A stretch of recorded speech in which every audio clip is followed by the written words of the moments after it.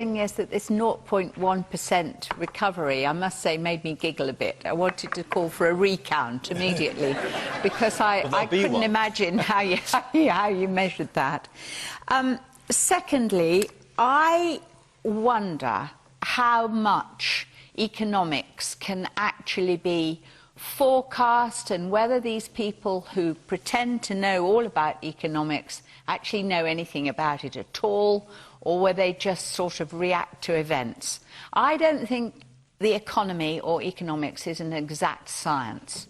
The nearest person I know, of course, is Vince Cable, who has predicted this over many years and is now saying what needs to be done about it. And you don't even know whether he's right? I don't even know whether he is absolutely right, but I think he's the one that people trust most. Okay. I don't think that huge cuts are going to do any good. They will cause massive unemployment. You're going to have to pay those people some sort of unemployment benefit. I thought Nick Clegg talked about savage cuts. Well, there's got to be cuts in the right place. Savage cuts. Savage cuts in the wrong place are extremely painful. But you have got to protect education and training. You really have, for the future. There is no question about that. OK, let's hear from the man in the second row there at the back. You, sir, yes. Yes? What worries me is that whichever party is returned in office in May, that the cuts, which I think will come, even though I tend to agree with the last speaker, will affect the poor more than those in the middle or higher income. Do you agree with what Nigel Lawson said, that you've just got to have cuts, otherwise... No, I don't, and I'm afraid I do remember his period of office, which was a sad time.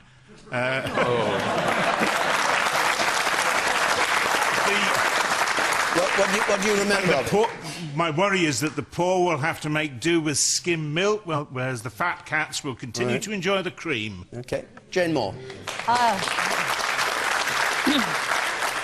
I agree with Douglas. I think there needs to be savage cuts. We are going to have to feel the burn, the pain at some point, and we might as well just get on with it because we're just delaying the inevitable. Of course, we mustn't cut the important things. Education is everything. And we must not cut education, but there are a million other things. If you just took the word quango out of the dictionary, you would save billions. British Potato Council, do we really need that? I don't think so. There are regional development agencies. I'm still not quite sure what they do. They cost us millions and millions and millions. Refurbishment of the MOD building. No, we don't need comfy chairs, really. I could sit down with a book and do it and save millions overnight. And today, what made me laugh most of all, it's only a small amount compared to what we're talking to tonight, but £2,500 spent on a leaflet telling Treasury officials how not to get stressed in the current financial crisis. Try being one of the 2.5 million unemployed. But that's... Yes, no, there, in the very front row. Thanks. Yes, I'd like to direct my question to Mr. Lawson, being the only panel member who's ever had a spitting image puppet made of himself. No, I have.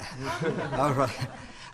Do you think the Bank of England base rate at 0.5% should stay for the next year or two? I think for the time being, it is certainly right that they should stay at that level. How long, I don't know, nor does the Bank of England or the Monetary Policy Committee. They judge it a month at a time and so on and look forward. But I do say that for those who said, somebody said that they remember the sad time when I was Chancellor of the Exchequer, I can tell you there are a lot of people in this country who wish they were back in that sad time. The Falklands War. The Falklands War, for example. Gordon Brown inherited an economy which was really in great shape, and he is leaving it. He is leaving it a complete mess. No government has caused so much trouble. But if, and talking about Bank of England, the governor of the Bank of England is among those who said that we need to get a grip of the deficit straight away. However, if Ben Bradshaw is very anxious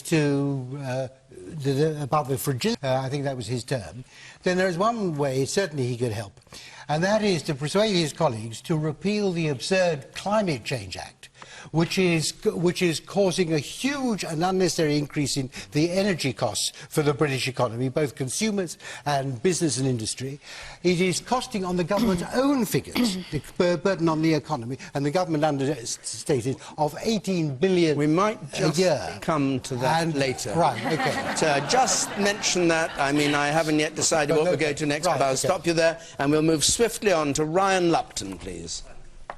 Do the revelations in the Iraq inquiry this week prove that we did indeed enter into an illegal war? The toing and froing at the Chilcot Commission, do they prove that we did indeed enter into an illegal war? Jenny Tonge? Well, yes. Yes, people are saying, but yes. Jenny Tonge, what do you say? I think we did, but, oh boy, I'd love to be on that panel tomorrow. Wouldn't we all? Why would you want to be there? Well, you could face Tony Blair, and I've faced him in Prime Minister's questions, and he's a very clever man, and he wriggles out of things, and he's clever, and he's fun, and he likes to make fun of you, so he's very difficult to get at. But after this week's evidence, you could say to that man, you made war on Iraq when the legality was dubious, to say the very least. People are going to argue about it for the rest of time. When the evidence was false and rubbish, and I saw the dodgy dossier, I actually read it. And the bits that weren't taken out of somebody's thesis in California was an actually direct lie, the 45 minutes.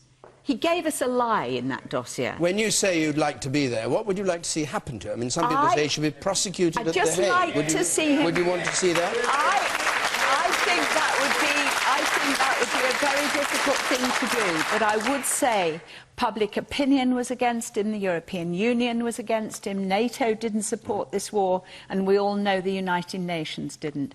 I want to say to Tony Blair, you need to uphold international law. We have to uphold international law. So do America, so do Israel, so do all our friends. You cannot have international law upheld just by the people we like. OK, thank you very much. Douglas Murray, you agree with that?